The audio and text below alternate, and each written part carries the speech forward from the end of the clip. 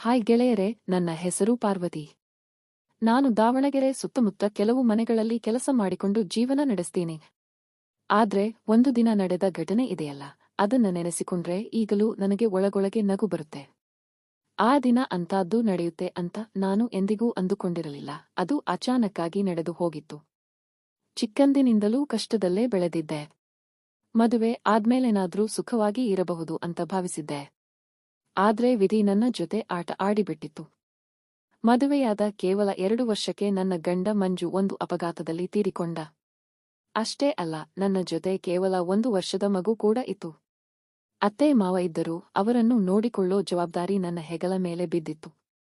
ಹಾಗಾಗಿ ನಾನು ಚಿತ್ರದುರ್ಗದಲ್ಲಿರುವ ಒಂದು ಕಂಪನಿಯಲ್ಲಿ ಪ್ಯೂನ್ ಆಗಿ ಕೆಲಸಕ್ಕೆ ಸೇರಿಕೊಂಡೆ. ತಿಂಗಳಿಗೆ ಅಷ್ಟೇನು ದೊಡ್ಡ ಸಂಬಳ ಅಲ್ಲ, ಆದ್ರೂ ಮನೆಯವರು ಹೇಗೋ ಆರಾಮಾಗಿ ಇರಬಹುದಿತ್ತು.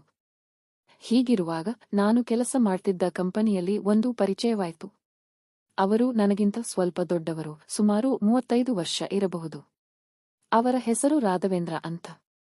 ನನ್ನ ದುಡಿಮೆ ಮತ್ತು ಜೀವನವನ್ನ ಮೆಚ್ಚಿಕೊಂಡಿದ್ದ ಅವರು ಆಗಾಗ ನನ್ನ ಜೊತೆಗೆ ಮಾತನಾಡುತ್ತಿದ್ದರು.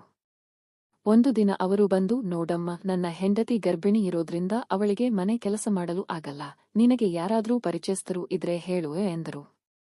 ನಾನು ಸರಿ ಅಂತ ಹೇಳಿದ್ದೆ. ಮನೆಗೆ ಬಂದು ಅತ್ತೆ ಮಾವನಿಗೆ ಹೇಳಿದಾಗ ಅವರು, ನಿನ್ನ ಆಫೀಸ್ ಕೆಲಸ ಮುಗಿದ ಮೇಲೆ ಅವರ ಮನೆಗೆ ಹೋಗಿ ಕೆಲಸ ಮಾಡಿ ಬಾ. ಹೇಗಿದ್ರೂ ಅವರ ಮನೆ ಪಕ್ಕದ ಬೀದಿಯಲ್ಲೇ ಇದೆ ಅಂದ್ರು. ಮರುದಿನ ನಾನು ಅವರ ಬಳಿ ಹೋಗಿ, ನಾನೇ ನಿಮ್ಮ ಮನೆಗೆ ಕೆಲಸಕ್ಕೆ ಬರ್ತೀನಿ. ಆದ್ರೆ ಬೆಳಿಗ್ಗೆ ಬರುವಾಗ ಮಧ್ಯಾಹ್ನದ ಅಡುಗೆ ಮಾಡಿ ಬರ್ತೀನಿ. ಇಲ್ಲಿಂದ ಹೋದ ಮೇಲೆ ಸಾಯಂಕಾಲ ಮನೆಗೆ ಬಂದು ಎಲ್ಲ ಕೆಲಸ ಮಾಡ್ತೀನಿ ಅಂದೆ. ಮೊದಲಿಗೆ ಅವರು ಬೇಡ ಅಂದ್ರು. ಕೊನೆಗೆ ನಾನೇ ಅವರನ್ನ ಒಪ್ಪಿಸಿದೆ. ಸರಿಯೇ ಅಂದ್ರು. ಹೀಗೆ 1 ತಿಂಗಳು ನಡೆಯಿತು. ಆಮೇಲೆ ಅವರ ಹೆಂಡತಿ ಹೆರಿಗೆಗೆ ಅಂತ ತವರು ಮನೆಗೆ ಹೋಗಿದ್ರು. ಆದ್ರೆ ನಾನು ಕೆಲಸಕ್ಕೆ ಹೋಗಲೇಬೇಕಿತ್ತು. ಆದ್ರೆ ಆಫೀಸ್ನಲ್ಲಿ ಅವರ ಬಗ್ಗೆ ಏನೇನೋ ಮಾತನಾಡಿಕೊಳ್ಳುತ್ತಿದ್ದರು. ಅವರು ಸರಿ ಇಲ್ಲ, ಬೇರೆ ರೀತಿ ನೋಡ್ತಾನೆ ಎಂದೆಲ್ಲ ಗುಸುಗುಸು ಇತ್ತು. ಆದ್ರೆ ಅವರು ನನ್ನ ಜೊತೆ ಹಾಗೆ ಮಾಡಿರಲಿಲ್ಲ. ಹೀಗಿರುವಾಗ ಒಂದು ದಿನ, ರವಿವಾರದ ದಿನ, ಮನೆಯಲ್ಲಿ ಅಡುಗೆ ಮಾಡುವಾಗ ನಾನು ಗಮನಿಸಿದ್ದೆ, ಅವರು ನನ್ನನ್ನೇ ನೋಡುತ್ತಿದ್ದರು. ನನ್ನ ಕಣ್ಣು ಇವಾಗ ಅವರ ಮೇಲೆ ಬಿದ್ದಿತ್ತು. ಯಾಕಂದ್ರೆ ನಾನು ಕರಿಮಣಿ ಮಾಲೀಕ ಇಲ್ಲದ ವಿಧವೆ, ಜೊತೆಗೆ ಒಂದು ಮಗು ಇತ್ತು. ಈ ನಡುವೆ ಅವರು ಆಗಾಗ ನನ್ನನ್ನೇ ಸೀಳಿ ನೋಡ್ತಾ ಇದ್ರು. ನಾನು ಕಸ ಗುಡಿಸುವಾಗ, ನೆಲವೊರೆಸುವಾಗ ಅವರ ಗಮನ ನನ್ನ ಕಡೆ ಇರುತ್ತಿತ್ತು.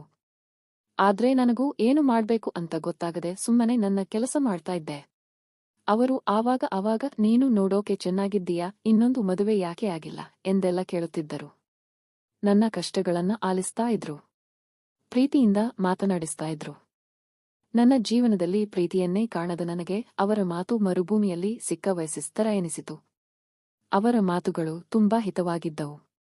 ನಾನು ಕೂಡ ಅವರ ಜೊತೆ ಮಾತನಾಡುತ್ತಿದ್ದೆ. ಅಲ್ಲದೆ ಮನೆಯಲ್ಲಿ ಟಿವಿ ನೋಡುವಾಗ ಬೇರೆ ಬೇರೆ ದೃಶ್ಯಗಳನ್ನ ಕಂಡು ನನಗೂ ಬೇಕು ಅಂತ ಎನಿಸುತ್ತಿತ್ತು. ಆವಾಗ ನಾನು ತಣ್ಣೀರು ಸ್ನಾನ ಮಾಡಿ ಸುಮ್ಮನಾಗ್ತಿದ್ದೆ. ಆದ್ರೆ ಎಷ್ಟು ದಿನ ಅಂತ ಹೀಗೆ ಇರೋಕಾಗುತ್ತೆ ಅಲ್ವಾ? ಹಾಗಾಗಿ ನಾನು ಒಂದು ನಿರ್ಧಾರ ಮಾಡಿದ್ದೆ.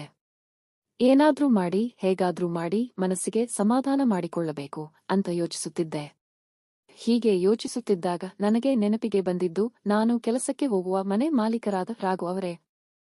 ಹೀಗೆ 5-6 ತಿಂಗಳು ಕಳೆದ ಬಳಿಕ ಒಂದು ದಿನ ಎಂದಿನಂತೆ ರವಿವಾರ ಅವರ ಮನೆಗೆ ಹೋಗಿದ್ದೆ. ಅಂದು ನನ್ನ ಹುಟ್ಟುಹಬ್ಬ ಇದ್ದ ಕಾರಣ ಹೊಸ ಸೀರೆ ಹಾಕಿಕೊಂಡಿದ್ದೆ. ಆಗ ಅವರು ನೀರು ಕುಡಿಯೋಕೆ ಅಂತ ಒಳಗೆ ಬಂದರು. ಏನು, ಇವತ್ತು ಹೊಸ ಸೀರೆ ಅಂದಾಗ ನಾನು ಹುಟ್ಟುಹಬ್ಬ ಅಂತ ಹೇಳ್ದೆ. ಅವರು ನನಗೆ ಶುಭ ಕೋರಿ ಕೈಕುಲುಕಿದರು. 2-3 ವರ್ಷಗಳ ಬಳಿಕ ಮತ್ತೊಬ್ಬರು ನನ್ನ ಕೈ ಹಿಡಿದರು. ಅವರು ಹಾಗೆ ಕೈ ಹಿಡಿದಿದ್ದೇ ತಡ ಕೆಳಗಡೆ ಒದ್ದೆಯಾದಂತೆ ಅನಿಸಿತು.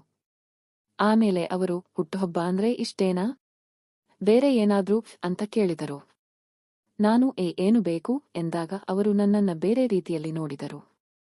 ಆಗ ನಾನು ತುಸು ನಾಚಿಕೆಯಿಂದ ತಿರುಗಿ ನಿಂತುಕೊಂಡೆ. ಆವಾಗ ಅವರು, ಏನು ಗೊತ್ತಿಲ್ಲದವರ ರೀತಿಯಲ್ಲಿ ವರ್ತನೆ, ಇವತ್ತು ನಿನ್ನ ಹುಟ್ಟುಹಬ್ಬ, ಇಲ್ಲೇ ಮನೆಯಲ್ಲಿ ಆಚರಿಸೋಣ ಅಂದ್ರು. ನಾನು ಸರಿ ಅಂದೆ. ಇಷ್ಟೊತ್ತಿಗಾಗಲೇ ನನ್ನ ಖುಷಿಗೆ ಪಾರವೇ ಇರಲಿಲ್ಲ. ಕೊನೆಗೆ ಹುಟ್ಟುಹಬ್ಬದ ಮಾತುಗಳೆಲ್ಲ ಆದಮೇಲೆ ಅವರು ನನ್ನನ್ನು ಅಡುಗೆ ಮನೆಗೆ ಕರೆದುಕೊಂಡು ಬಂದರು. ಊಟಕ್ಕೆ ರೆಡಿಯಾದ್ವಿ. ಅವರು ಆಗ ನನ್ನ ಬೆನ್ನಿಗೆ ಮುತ್ತಿಟ್ಟಾಗ ನನಗೆ ಅದು ಬೇರೆ ತರ ಎನಿಸಿತು.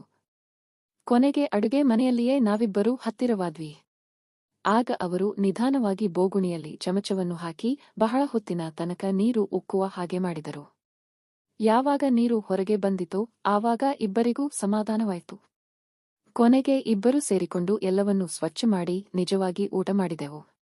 ಊಟಕ್ಕೆ ಕೂತಾಗ ನಾನು ಅವರಿಗೆ ಧನ್ಯವಾದ ಹೇಳ್ದೆ. ಆವಾಗ ಅವರು ನನಗೆ ಒಂದು ನಿಜವಾದ ಮನೆ ಸಿಕ್ಕಿದೆ.